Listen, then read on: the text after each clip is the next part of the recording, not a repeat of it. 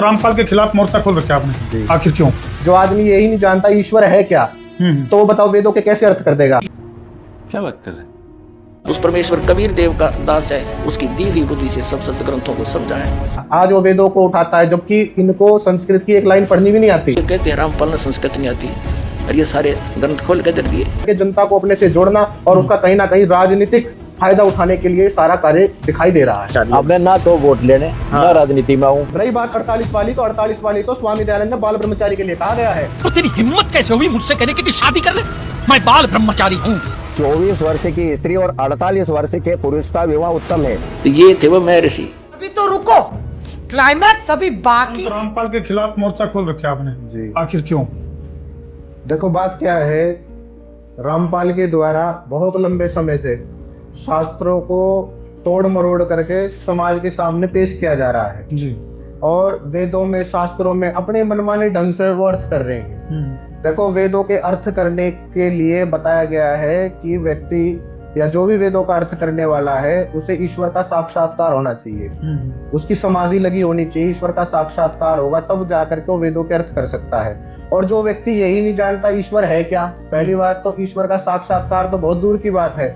जो आदमी यही नहीं जानता ईश्वर है क्या, तो बताओ वेदों के कैसे अर्थ कर देगा? आज वो वेदों को उठाता है जबकि इनको संस्कृत की एक लाइन पढ़नी भी नहीं आती। स्वामी जी, किसी को वेदों का साक्षात्कार ना हो, किसी को भगवान का साक्षात्कार ना हो, तो क्या फिर वो समाज में अच्छे काम नहीं कर सकता? नहीं, समाज में अच्छे काम कर सकता है, लेकिन जब तक आत्म ज्ञान नहीं है, परमात्मा का ज्ञान नहीं है, वो काम तो अच्छे करेगा लेकिन उसमें अपना स्वार्थ छिपा रहेगा।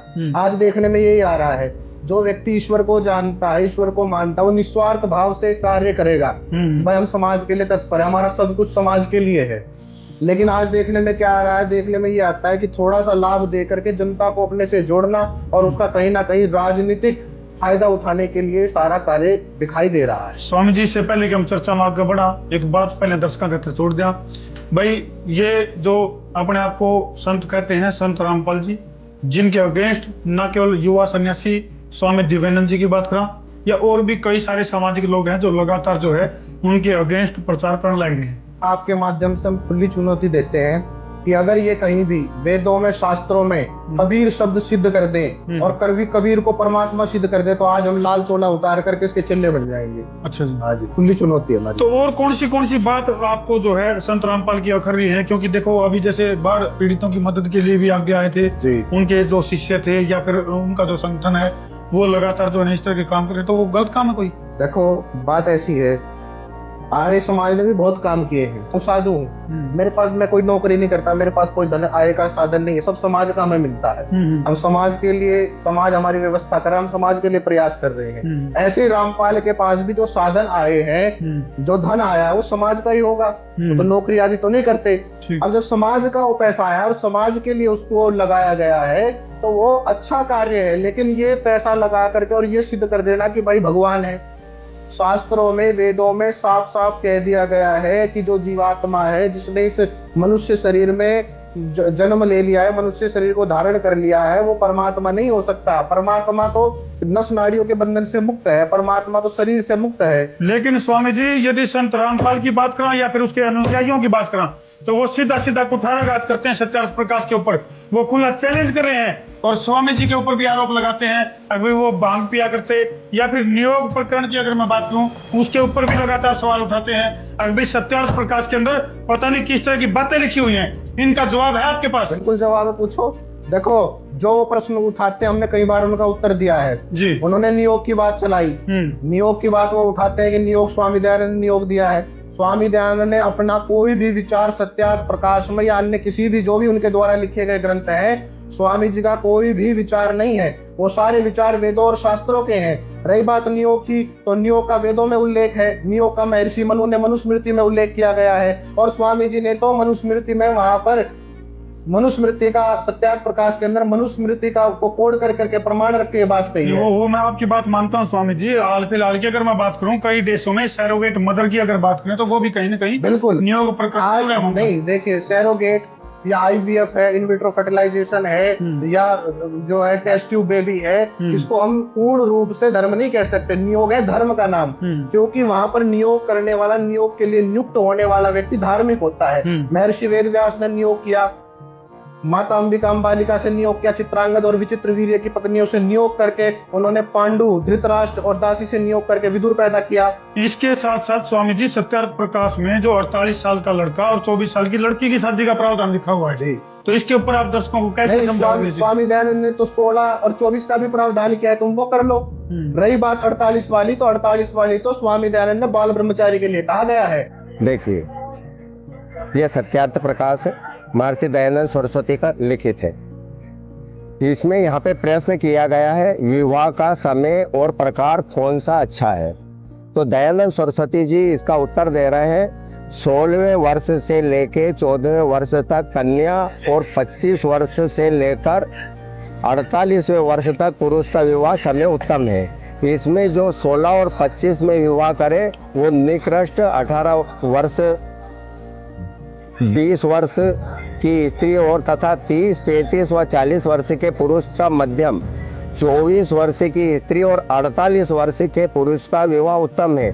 जिस देश में इस प्रकार की विवाह की विधि श्रेष्ठ और ब्रह्मचर्य विद्यारंभ अधिक होता है वह देश सुखी, और जिस देश में ब्रह्मचार्य विद्या ग्रहण रहित बाल्य अवस्था और आयोग्य का विवाह होता है वह इस देश दुख में डूब जाता है, क्योंकि ब्रह्मचर्य विद्या के ग्रहण पूर्वक विवाह के सुधार ही से सब बातों का सुधार और बिगड़ने से बिगाड़ हो जाता है। कि जैसे 24 साल की लड़की है और 48 साल का पुरुष है, तो 48 साल का पुरुष तो 24 साल की लड़की का या तो पिता हो सकता है या दादाजी हो सकता है। तो ये थे वो महर्षि, इसके द्वारा अनुभव आपका सत्यार्थ प्रकाश के अंदर दिखाया, सैकड़ों बार और भी दिखाएंगे। वो सत्यार्थ प्रकाश नहीं, वो सत्यानाश प्रकाश था। कितने जीवों का नाश कर दिया, अज्ञान भर दिया, नास्तिक बना दिए, राक्षस बना दिए। ये कहते हैं रामपाल ने संस्कृत नहीं आती, और ये सारे ग्रंथ खोल के दे दिए। तो यही दिमाग से काम ले लो। Who is Rampal? ये दास है उस परमात्मा का।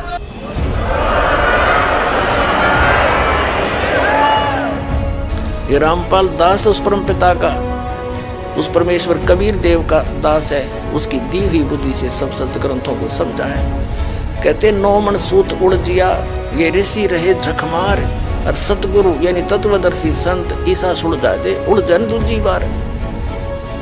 अब ईसा सुलझा दिया है, इस कलयुग में नहीं उड़ सकता है। अब ये थोड़े से दिन में ये ट्या ट्या करने वाले हैं ना विरोधी, सिर पटक कर बैठ जाएंगे। जनता इन्हें बोलने नहीं देगा, बच्चा बच्चा भी बस चुप हो जाओ, तेरे दिन सुंडी तुम्हारी, ये बकवाद है। अरे सामने प्रमाण दिखा रहा है, दास ने गला बढ़ा लिया और जेल तक जा लिया इस सच्चाई को ऊपर लाने के लिए, और ये फिर भी बकवाद कर रहे हैं। और आपने हमारा इतना महिमा बढ़ाई, इतना हमने किया नहीं, आपका धन्यवाद। और आपका सेवक है, आगे भी करेंगे। जितनी हमारे से बनेगी, गरीब किसान और मजदूर को दुखी नहीं होने देंगे, जितनी हमारी सामर्थ्य हो।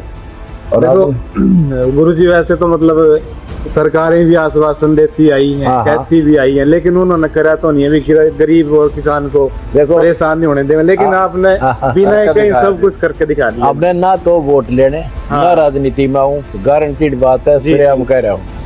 भगवान के बच्चे हैं, हम भगवान के नौकर हैं, सेवक हैं, उनके आदेश से हम करें। वो दे रहे, हम आगे दे रहे। हमने धन के लिए मैं घर नहीं छोड़ा, मैंने तो परमार्थ के लिए लिखना हूँ, और सच्चा ज्ञान हमारा है।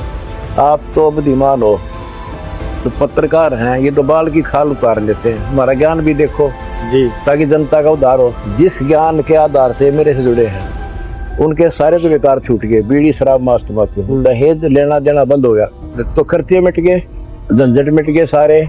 यहाँ देखिएगा 70 पृष्ठ पर ये कहा कि कितने ही चाहे कितने ही धन धान्य गाय अजा घोड़े आदि राज्य श्री आदि से समृद्ध ये कुल हों, तो भी विवाह संबंध में निम्नलिखित 10 कुलों को त्याग दे। जो कुल सत्क्रिया से हीन, सत्पुरुषों से रहित, वेद ध्यान से विमुख यानी दूर, वेद ध्यान नहीं करता, अध्ययन।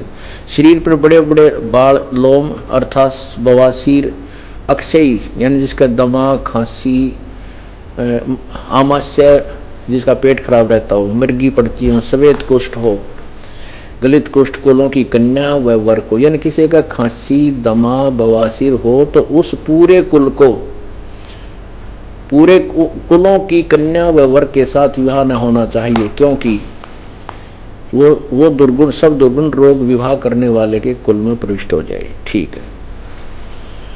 आप पुण्यात्माओं, एक कुल का तकरीबन कई तो गांव के गांव हो जाते हैं,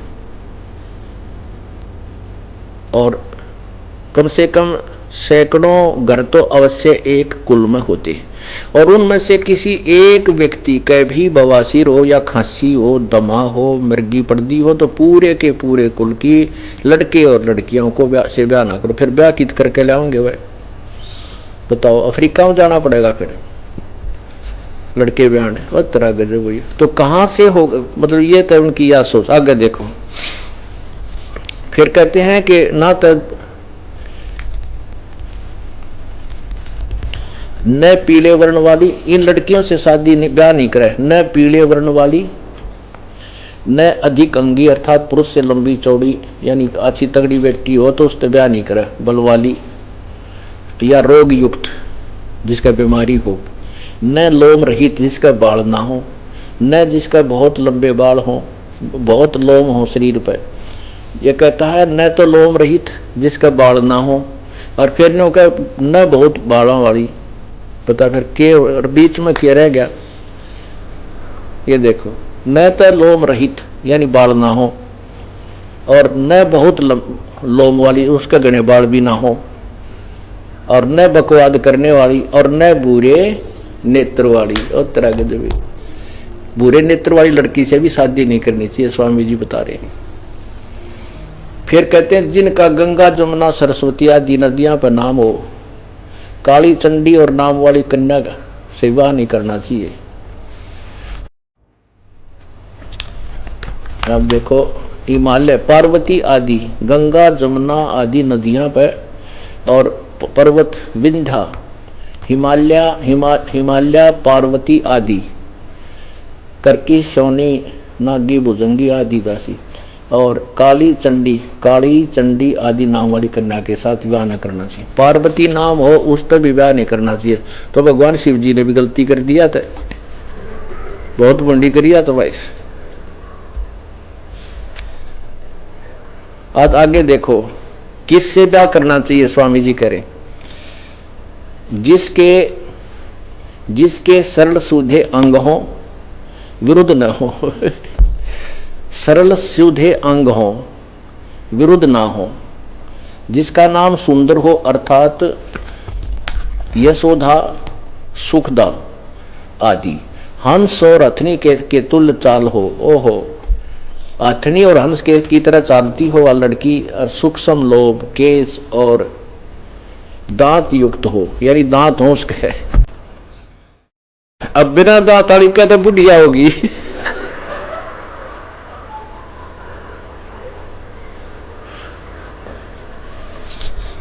और यह 5-6 महीने की लड़की बताऊं तो तरह के जो ये भी कोई सुजैसन देने की बात थी भाई, जिसका दांत ना हो, यानी दांत युक्त हो, दांताड़ी के लिए ब्याह करे, बिना दांताड़ी से नहीं करे। वो तरह के जो वही अब बिना दांताड़ी तो अंडरस्टूड है, कहते छोटी बेटी होगी, क्या कति बुढ़िया होगी। अब देखो, ये चतुर्थ समुल्लास है, और 71 पृष्ठ पे ये कहते हैं जिसके सरल शुद्ध अंगों विरुद्ध ना हो, जिसका नाम सुंदर हो अर्थात यशोधा, सुखदा आदि, और हंस और अथनी के तुल्य, हंस और अथनी की तरह चालने वाली लड़की यानी तुल चाल हो, सूक्ष्म लोम, केस और दांत युक्त, यानी दांत हो उसका, कहते बिना दांत करते स्पष्ट किया है, दांत युक्त, और जिसके सब अंग कोमल हो, वैसी स्त्री के साथ विवाह करना चाहिए। आगे कलम तोड़ रखी है।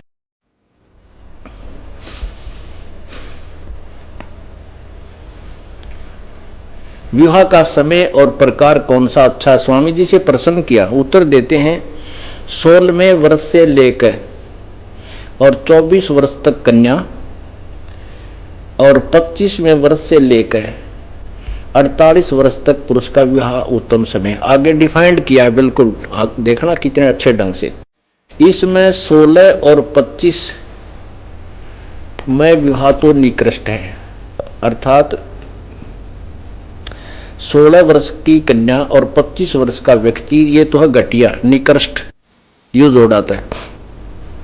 और 18-20 की स्त्री और 30, 35 व 40 वर्ष के पुरुष का मध्यम यानी काम चलाऊ जोड़ा है।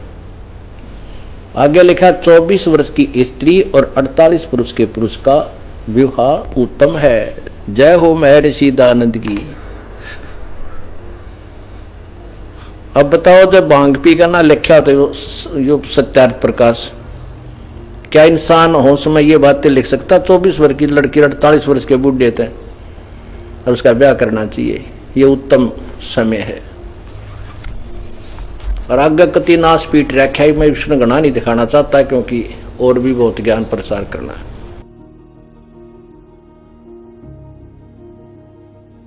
वीडियो को ज्यादा से ज्यादा शेयर करें।